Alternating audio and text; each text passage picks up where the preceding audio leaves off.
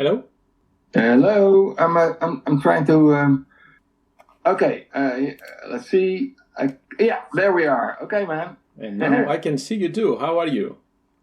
I'm doing fine. How are you? I'm good. I'm even better now that we had the chance to chat about music. Great. Yeah, I take it you're based in Greece? No, I'm Greek, but I'm in Chicago. Oh, this is something different. Yeah, I think there's a Greek town in Chicago, isn't there? Oh, well, yes, there is downtown. Of course there Yeah, is. because I remember going with the Motley Crue guys to a Greek restaurant in Chicago, and it was in Greek town, I think. Man, that was quite a party, so to speak. Oh, did you drink Ouzo? No, but I always drink Ouzo at home when I always have a bottle in summer. It's one of my favorite drinks. It's really really nice.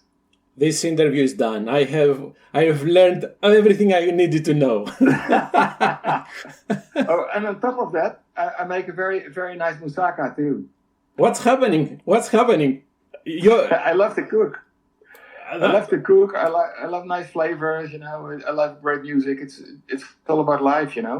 That's impressive in every single aspect right now, and I'm not joking, because you know what? People have stopped cooking. I don't get it. No, I don't get it either, and it's crap food. Usually, it's processed.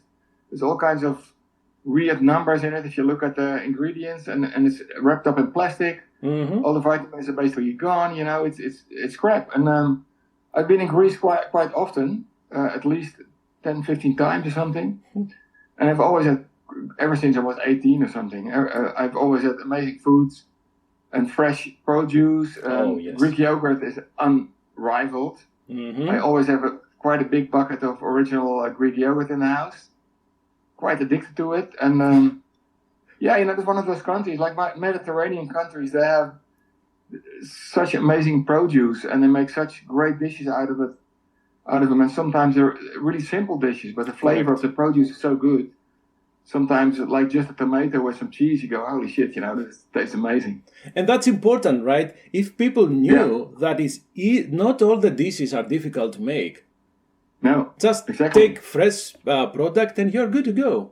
Yeah, right. Yeah, and quite a number of Greek dishes that I've tasted over the years are relatively simple, and especially, like we said, if you got the right produce, you put some eggplant and tomato together, some minced meat, and put the right herbs on it, and you got a great dish. Put it in the oven or not, it's fantastic. Okay, I did not see that coming, but thank you for that. No, seriously, thank you for that. Great, man. Well, let's change subjects, right? Let's talk about music. I will start with the obvious one. How did you reach out to Mats Leven to join the band? Well, yeah, it was interesting. When COVID was over, it appeared that we wanted to plan a European tour, and it appeared that Ronnie's agenda and our agenda didn't match anymore, because Ronnie lives in Romania and he could start booking shows for one of his projects, and he does quite a number of projects. He was able to start booking shows again, and we were not in Holland and in Germany and a number of European countries.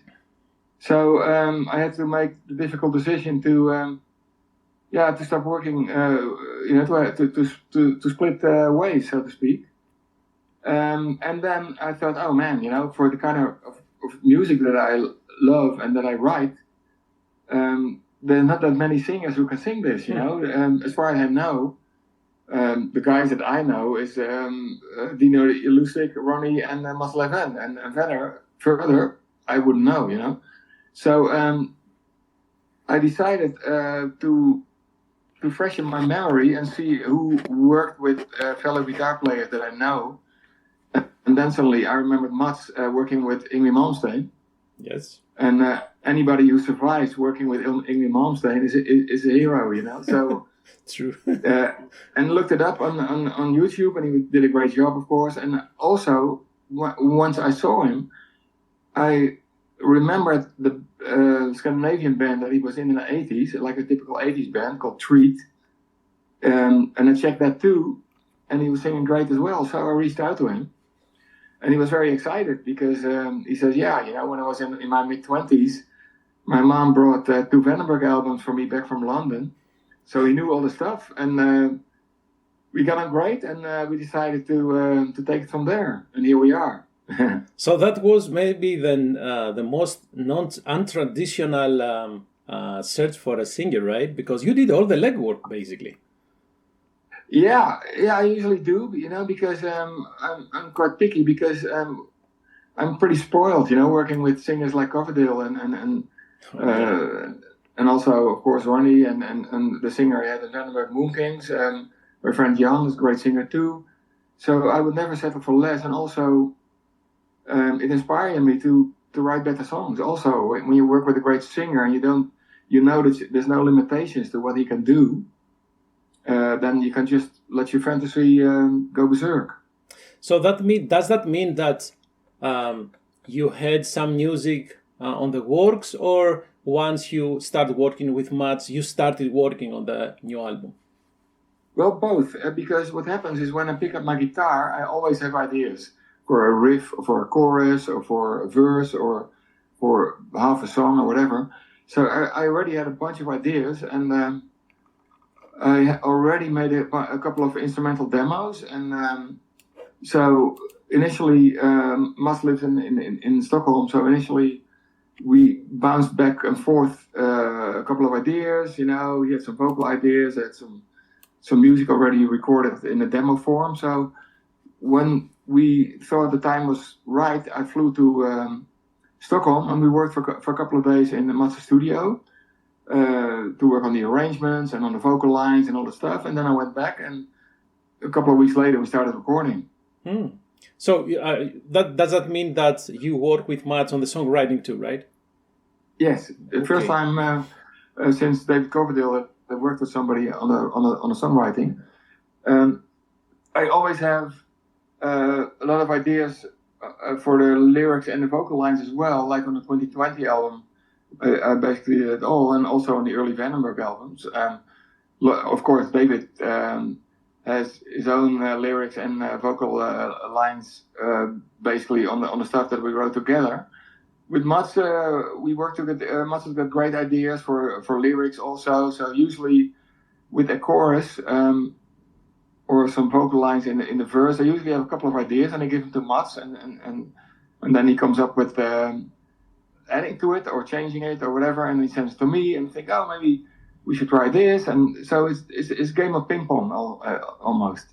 Yeah, it sounds like it. And since we mentioned the lyrics, I was interested to learn who wrote the lyrics for the title track of the album, because that one, A, is the longest one, and B, I think it's the darkest one of the album. Yeah, it's quite dark. The funny thing is, I never write really dark lyrics. Mm-hmm. For that song, though, that is one of the exceptions on the album. I was taking a long walk in the woods in France last year, and without actually thinking about it, the lyrics and the melody line for the chorus and for the quiet parts, you know, the way it starts, the intro, those two things kind of got picked up by the mental antenna. I go, oh, that's pretty cool. That's a great theme for the song too.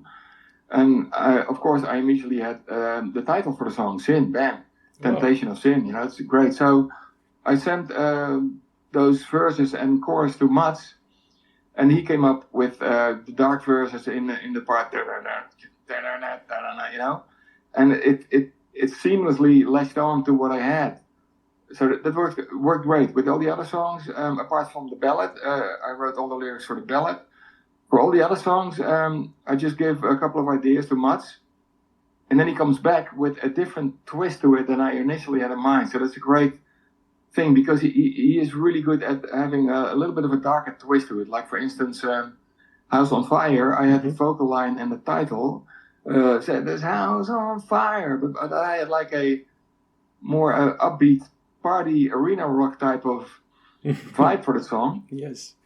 But Mats came up with, you know, this twisted guy who is jealous of the whole world, and whenever he sees something that somebody else has and he wants it too, he sets his house on fire, you know. So it's Well, Interesting. right? You write, I don't want to say old school because we are as old as we want to, right? So Yeah, exactly. But yeah, I am old school, and I'm way into old school still. I'm trying to take it into now. I always had when I talked to Bob Mallet, the first time he said, how do you imagine this sounding? I said, well, one of the things that I always think about is, imagine if a band like Led Zeppelin or Deep Purple, if they would be 23, 25-year-old guys right now. That's interesting exercise. Yeah, how would they sound now? And that's how I want to sound, So my roots are firmly in the 70s and 80s, as you can hear. Of course. But at the same time, I wanted to sound crisp and modern and in your face, and not woolly like older recordings. Sound kind of woolly and a little bit more in the background. I really wanted bam, and that's from now. Bands like Foo Fighters and those kind of bands, they sound really in your face. And that's what I like about now. So it's a combination. Where I was going with that is that Matt's lyrics that have this dark twist, I believe that is more relevant to nowadays, because in the old days, most of the lyrics, right, were a little bit lighter, let's say. Yeah, absolutely. Yeah.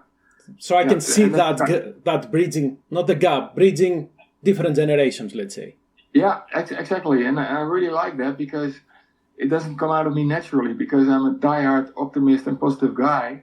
So whenever I write a lyric, it's usually upbeat. It's usually either about love or about the situation or whatever, Darker stuff apart from sin. That was something that I was surprised about myself. I go, wow, where does it come from? Because I'm such a positive guy, But yeah, that's an exception, and Mats took it even further, with the verses. But it does work, what you're saying about the music, right? We need that. I mean, hell, it's summer now, and this music exactly, with the riffs, with a nice hook, with a catchy chorus, this is what we used to listen in the nightclubs, right? I don't know what's happening nowadays, but I mean, that's what I loved. It gives me a sense of sweet nostalgia in the music that I like, without though sounding like, oh, okay, this is some close to retirement guy that he needs to write some music just to go. No, in fact, it's fresh.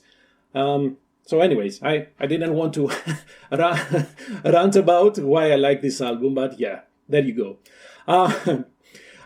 You did the cover, right? Correct, right? Yeah, so, I thought it would be a great idea to pick up the red thread that I created with the second and the third Vandenberg album. Right. The funny thing is, I have not painted in this style since 1990. Well, actually, since 1986, when I made the painting for the Alibi album, because my style of painting really changed over the years. It has become more expressionist, more colorful, more dynamic, and more abstract. Mm-hmm. So I challenged myself. I thought, okay, I'm going to make another painting like I did 30 years ago, and see how it works out. I was pressed for time because I was going to travel to do the mix in LA, and I needed to have the painting finished before that. But I thought, okay, I should be able to do that in 3 days. Well, it took me 3 days just to paint the sky. One day per sark? Yeah, the sky, I wanted to have that northern light sky, with a lot of depth and layers in it. And the sky, I made about 13, 14 very thin layers on top of each other in several tones of green to get a transparency that you can't really see it clearly on the album. You see it on the real painting. But then I thought, holy shit, I only have 3 more days. So I started working 9 o'clock in the morning and worked all the way through to 1 o'clock at night to make it work. And at the very last day before I flew, I finished it the very last night, actually. So a friend of mine picked it up the next day from my house and took it to the photographer. And the photographer sent it to the record company the day after. So I was just in time. How big is the original? It's like a 1 by 1 meter. That's. Are you selling this stuff, or are you keeping them for yourself? Right now, in my little studio room, I have the three paintings right next to each other. The Heading for a Storm album and the Alibi album and this one. And maybe one day I might sell them to a really rich multi-billionaire for a lot of money, and then I'm gonna party my brains out. Okay, I'm happy that you didn't say retire. That's good. No. Retiring is not in my book. They're gonna have to drag me kicking and screaming to like something like that. But I don't think it's ever happened. My dad's passion was making music as well, even though he was a professor at the university in my hometown.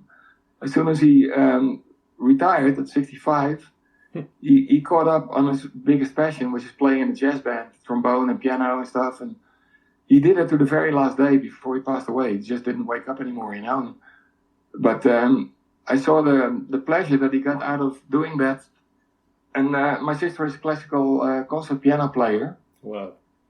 And we all have the same thing. My sister is older than I am. She doesn't even think about retiring. She said, "No, not for me." Yeah, I didn't want to go there. So no, you can go there. It doesn't matter. It's part of life. It's great. It is.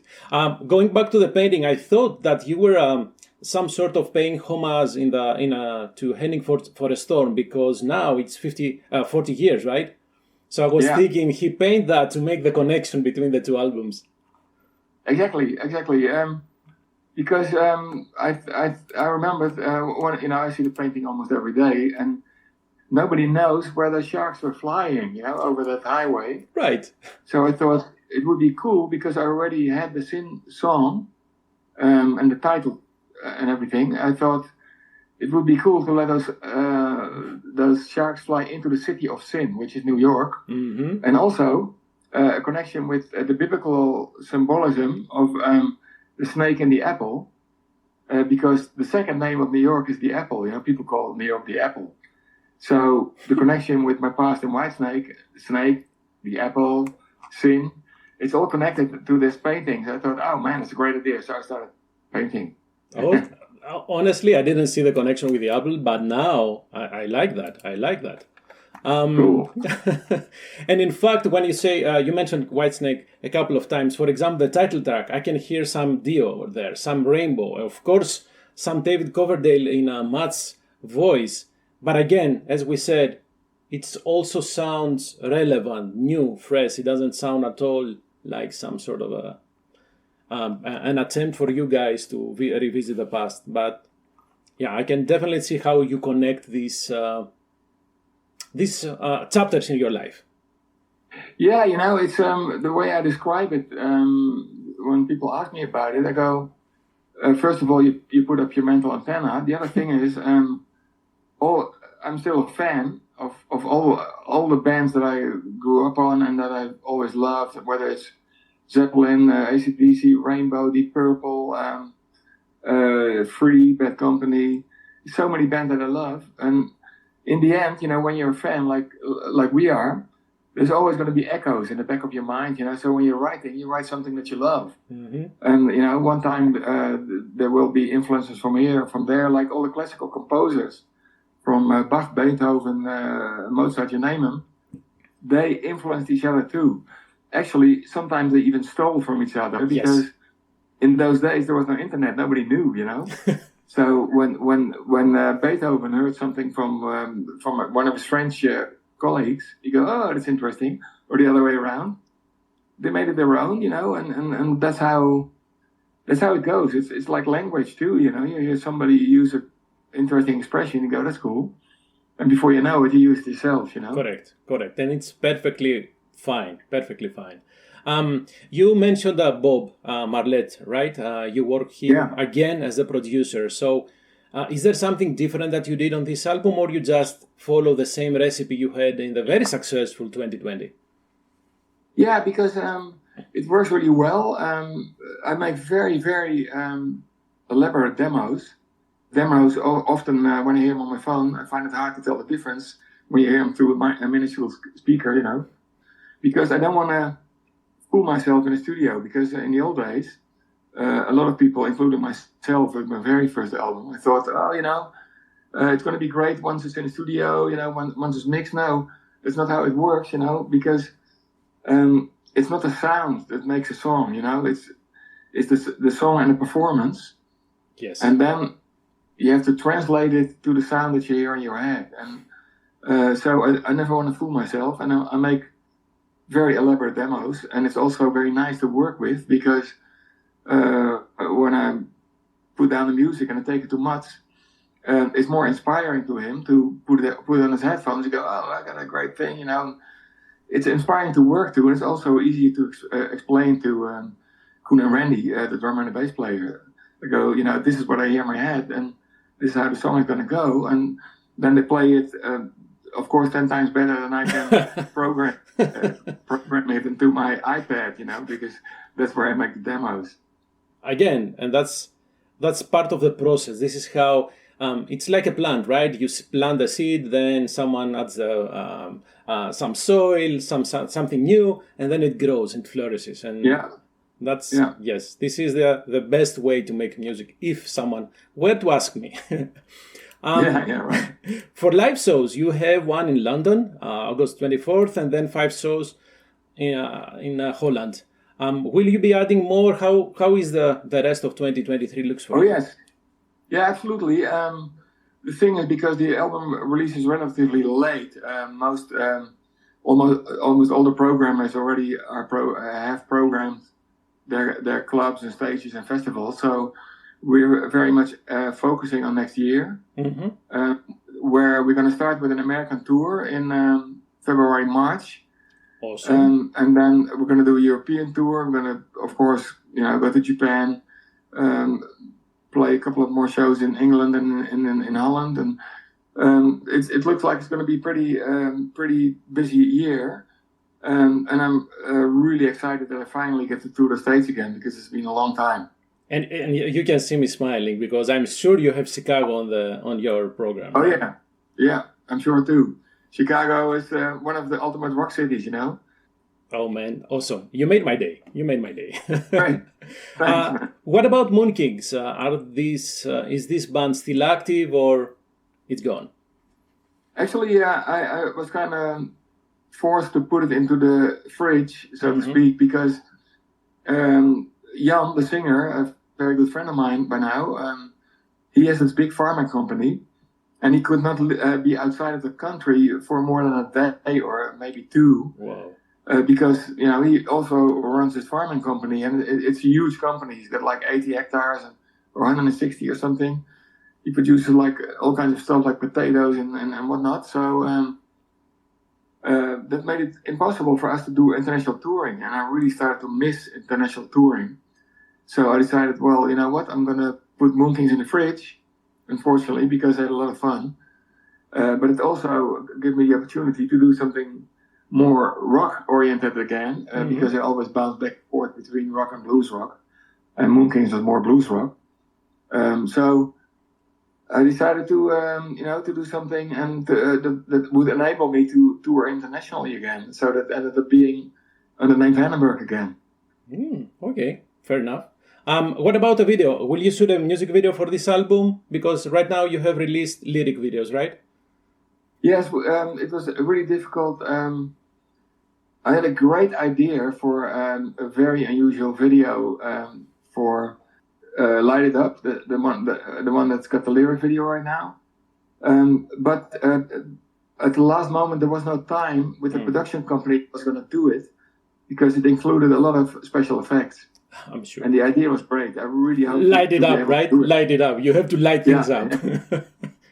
Yeah, there was going to be a lot of special effects, and it was very, very amazing. So hopefully I can do it for another single. I'm trying to convince the record company to do that, because it would be very unusual and very original. It would be a video that a lot of people would be going, holy shit, So hopefully I get to do it. Last question. So you have a long career, still going strong. You have participated with many bands. You have released great music. Have you ever considered putting all these things in a book? Yeah, it's a good question because it has been asked a couple of times over the years. I really like writing, so I would not be surprised if during the touring next year I'm starting to write like a autobiography or something. I would not be surprised because if I spend like 1 or 2 hours a day writing, about my beginnings and about all the stuff that I experienced over the years, it would be interesting, I think. This will be a kind of difficult question to ask, but I will go ahead.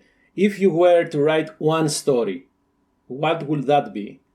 Probably the transition from being a Dutch band that only plays in Holland and that where it's for who it's really, really difficult with the kind of music that I love to make and still make to get out of the country, and it happened to me.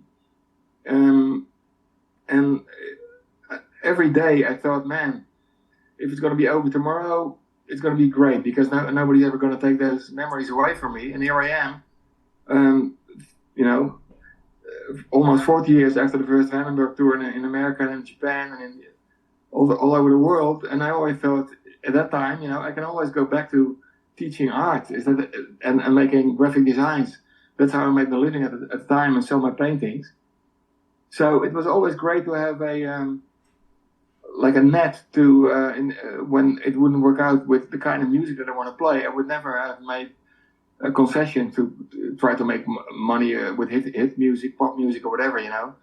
This is the kind of music that I play from my heart, and I always believe if you do something from your heart, whether it's cooking or whether it's music or whether it's painting, if you do it from your heart, sooner or later something good is going to come out of it, and then you can only hope that it gets enough success to enable you to keep doing it. Going. I think we wrote probably now one chapter, and small chapter in your book. We just did, right? But what you said is the best way to end this interview, and I mean, this is exactly the way to go about writing music. If you do that, then we like that as a fans because we can feel the same things that you may be feeling while you were writing the music. Thank you very much for your time, Adrian, and I'm happy to say see you next year in Chicago Live.